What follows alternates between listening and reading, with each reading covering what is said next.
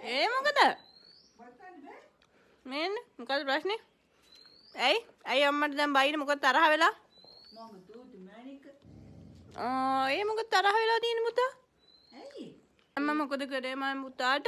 අම්මා බේත් දාමු කීවද? තූට බේත් දාමු. බේත් දාමු කියලාද මේ? දාගමු ඔය තූල තියලානේ හැමදාම අර. හොඳ වෙන්න එපා.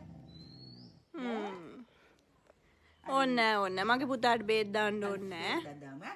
තූට දාමු. අප්පයි. තුත්ත දාමු. ලීනු අම්මා බේත් දාමු කියනවා. ගහනවා. බේත් දාමු කියනවා මගේ පුතා. මම අරන් ඉන්නම් බේත්. බේත් එක ගත්තා. කොක්කො. අරන් බේතන්.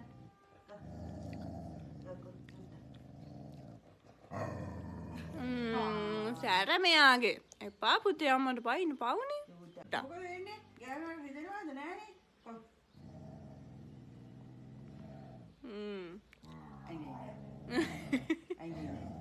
ඔය හපයි අම්මේ.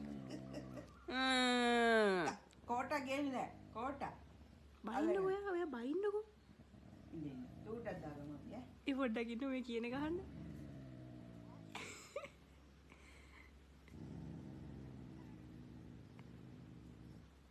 යා මේක ඇත්තටම අරන් ඉන්න.